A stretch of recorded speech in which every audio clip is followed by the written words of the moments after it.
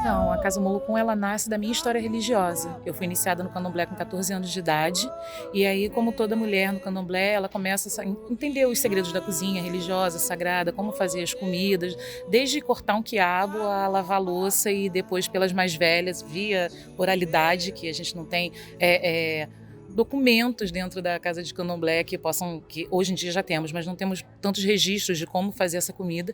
Então isso foi aprendendo com ancestralidade mesmo. E aí eu fui aprendendo quais eram esses segredos, esses mistérios, e eu já tenho 29 anos de iniciada. Então há 7 anos atrás eu resolvi largar tudo que eu fazia na vida profissionalmente e me dedicar à cozinha sagrada para levar essa mensagem da religião de matriz africana, do candomblé, da comida de orixá para as pessoas através da casa, né? Através a casa sendo um instrumento que traz toda a parte cultural que vem através das religiões de matriz africana. Então a casa ela trata da comida de dendê, da comida de orixá, da importância dessa comida, né? Não só na nossa vida, mas como ela vai impactar na nossa vida, né? Porque na filosofia urubá a gente acredita na filosofia de alimentar corpo e alma. Então a gente não come só para encher a barriga, a gente come com um propósito, né? De prosperidade, de fertilidade, de união entre as pessoas, enfim. E aí a gente monta a casa, eu falo a gente porque não fui só eu que montei a casa, eu estou à frente da casa há 7 anos, né? Mas para essa casa ser montada, muitas pessoas fizeram parte dessa história também. E aí nós montamos essa casa para ser um instrumento de comunicação entre a religião de matriz africana e o público, as pessoas que não têm muito acesso à casa religiosa por preconceito, tabu ou por falta de oportunidade mesmo, e a gente poder explicar um pouco mais dessa história de uma forma mais suave, mais natural, não que não seja suave, mas natural mesmo, a pessoa entrar e ter uma experiência, né, através do sabor, do aroma, dos sons, né, dos tambores, das cores, e entender esse universo.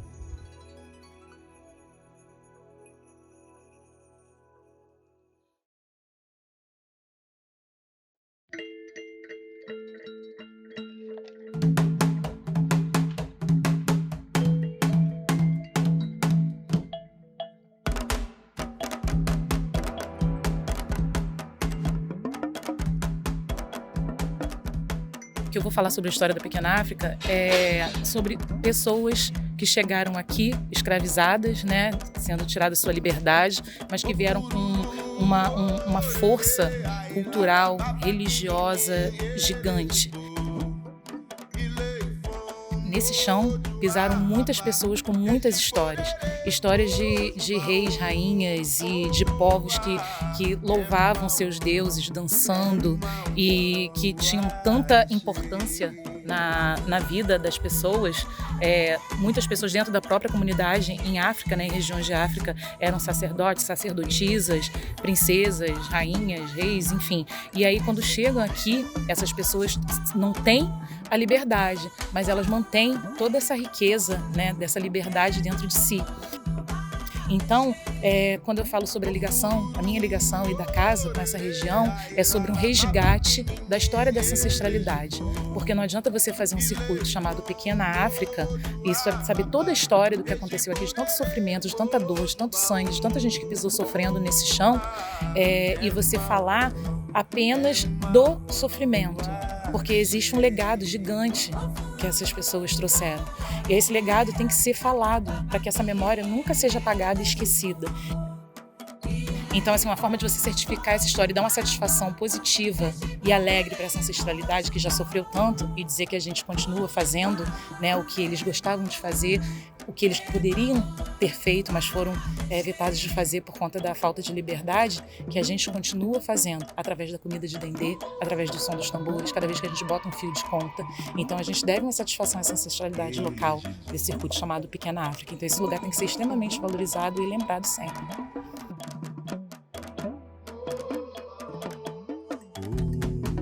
Basicamente, a ideia de uma pequena África no Rio de Janeiro tem a ver com uma área que se estendia da região portuária até a Cidade Nova, onde o negro afirmou sua liberdade, recriou a sua cultura em meio a todas as dificuldades do cotidiano da República então nascente. A gente pode dizer que com as mudanças ocasionadas pela abolição, os ex-escravizados procedentes da Bahia estabeleceram uma nova liderança, influenciando toda uma comunidade que era heterogênea. Então esse grupo baiano, que era coeso, acabou servindo como um elo para encontro de indivíduos de diversas experiências sociais, raciais, culturais, que seriam responsáveis pela formação das matrizes fundamentais do que podemos chamar de cultura popular carioca. Então é nesse sentido que a Pequena África ela foi uma conquista política, porque ela significa uma territorialização do ambiente de vida e de trabalho dos negros no Rio de Janeiro. De fato, houve uma importante experiência dos negros nessa região. A gente também vê nessa região portuária muitas das sociedades que a gente chama de sociedades mutualistas, né? Por exemplo, era uma forma de organização de trabalhadores que promovia o pecúlio, ou seja, né, uma espécie de junção, uma cotização, uma reunião de dinheiro. Como na época o Estado não garantia leis para o trabalho, uma forma de se garantir contra aquela precarização, vulnerabilidade. Para esses pobres era muito importante essas sociedades mutualistas. Então nós tínhamos muitas sociedades mutualistas naquela região portuária, bairros da Saúde, Gamboa, Santo Cristo.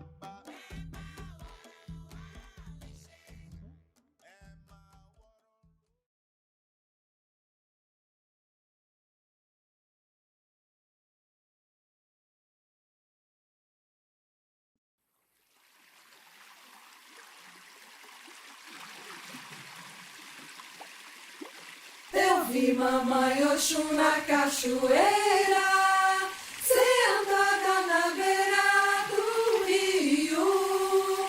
Eu vi mamãe Oxum na cachoeira, sentada na beira do rio, colhendo lírio, lírio, colhendo lírio, lírio, colhendo lírio pra enfeitar nosso bongá. Colhendo lírio, lírio, colhendo lírio, lírio, colhendo lírio pra enfeitar nosso bongá. A nossa relação, a relação da casa com o público, ela já nasce do próprio nascimento da casa, que é o quê? Eu nunca quis ter um restaurante propriamente, que fosse um lugar engessado, que a pessoa chegasse, pedisse um prato de comida e fosse embora. Por que a Casa Mulucum? É porque a minha casa, eu morei muito tempo nessa casa e abri essa casa com a minha história de vida, com a minha história de culinária, com a minha história religiosa para receber as pessoas para contar essa história. Então cada pessoa que pisa aqui, eu sinto como se fosse um familiar. É um lugar para você se sentir, é uma casa afetiva, uma casa maternal. Então é uma casa de Oxum, eu sou uma mulher de Oxum. Então é uma casa para você chegar, se você quiser ficar descalço, você ficar, se você quiser andar pela casa, você andar. A gente sempre fala sobre a não servidão na casa, não esperar que seja prontamente servido, que essa comida saia rapidamente, porque a gente não está num fast food, a gente está numa casa que tem uma comida que tem história. As pessoas que trabalham na cozinha são pessoas religiosas, ninguém entra para cozinhar com mau humor, porque a gente acredita que tudo que a gente, toda a nossa energia é depositada na comida que vocês vão comer. Então essa questão do público é uma questão muito familiar para mim. Cada pessoa que entra nessa casa, a gente acredita que tem que estar nessa casa. E aí a importância importância também desse público é o quê? A nossa casa não sobrevive de nenhum apoio governamental. A gente vive de cada cliente, cada amigo que entra, vem comer um acarajé, vem ouvir essa história, se abre para ouvir essa história e através disso vai falar essa história para outras pessoas e assim a gente vai divulgando e falando e quebrando os tabus e preconceitos sobre a história da comida de Dendê, né? Então é uma relação com o público, para mim, é uma relação de irmandade, é uma relação de mãe, é uma relação como a Casa de Candomblé, de comunidade. Então, não é uma questão nem de gratidão exatamente por quem vem à casa, mas é uma questão familiar mesmo. A gente, quando recebe um amigo, um familiar, a gente não se sente grato pela pessoa vida, a gente se sente muito feliz. A gente agradece pela visita, mas é uma questão de felicidade mesmo, de falar, poxa, é mais uma pessoa que a gente está podendo falar, que está vindo provar, que está vindo conhecer e que vai fazer parte da nossa casa e vai fazer parte da nossa história. É muito desse lugar. A relação da religião com a comida é total. A Casa Molokum, ela é totalmente ligada à religiosidade, porque, como eu falei no início, a casa nasce da minha história religiosa. O nome da casa é Casa Molokum. Por quê? É uma comida de Oxum. Então, eu sou de Oxum, então era uma forma de homenagear Oxum, porque as pessoas já conheciam muito a questão do acarajé, divulgado como comida baiana, que a gente sabe que é uma comida de Inhaçã, mas que foi muito difundido na Bahia, né? Muito divulgado na Bahia, as pessoas conhecem, mas as pessoas não sabiam o que era um Molokum, a não ser que fosse uma pessoa religiosa. A casa, ela não trabalha com comida baiana, propriamente, eu trabalho com releitura de comida de orixá e inspiração em história de orixá.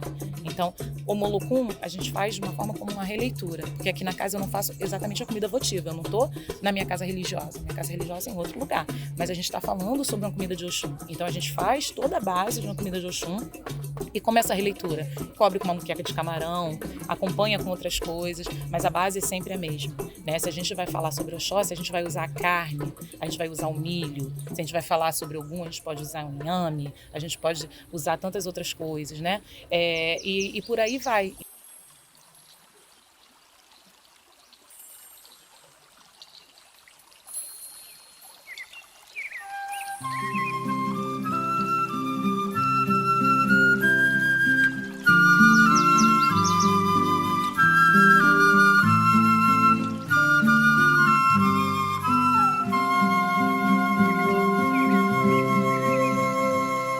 Oxum, lava meus olhos, Oxum, minha emoção.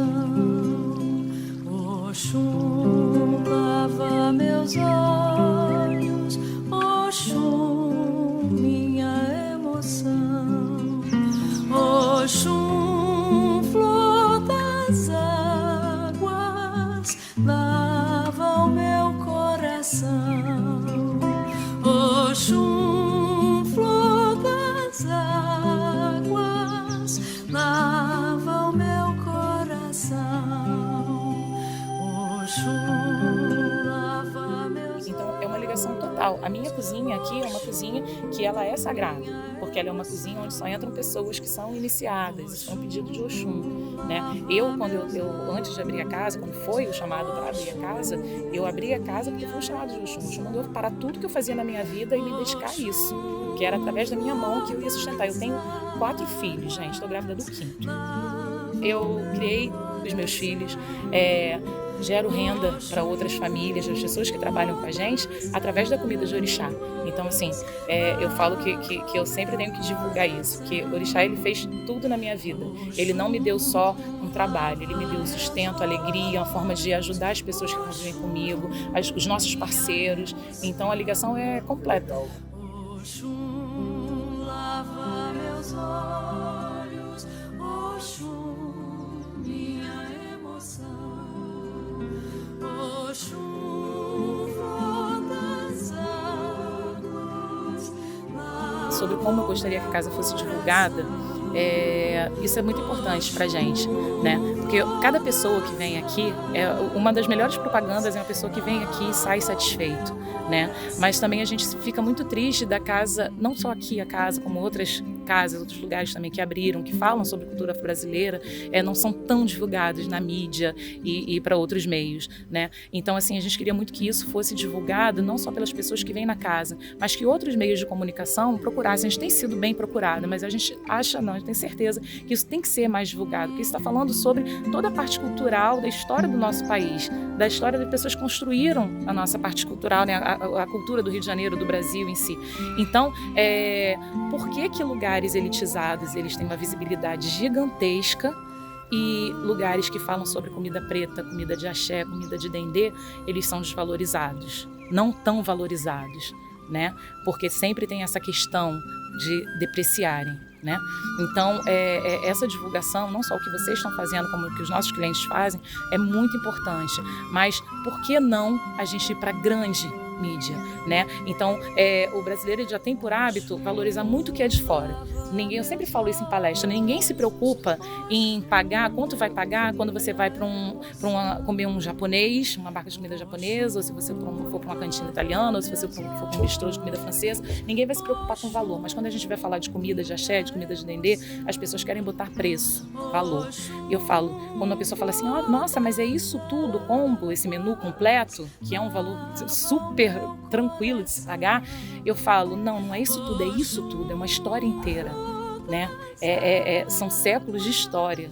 Então, é a valorização dessa história que tem que ser contada, não é só da minha casa, é da história da cultura afro-brasileira, através da comida, através das senhoras que vieram antes de nós, que vieram antes de mim, que pisaram nesse chão, que fizeram essa história e proporcionaram que eu hoje pudesse estar aqui falando sobre isso. Então é muito importante para a gente que essa visão mude, mas isso é uma visão que tem que partir também de uma consciência, né, de cada um. Então, quando as pessoas se conscientizarem da importância do que é nosso e da história do nosso país, a gente pode mudar esse cenário.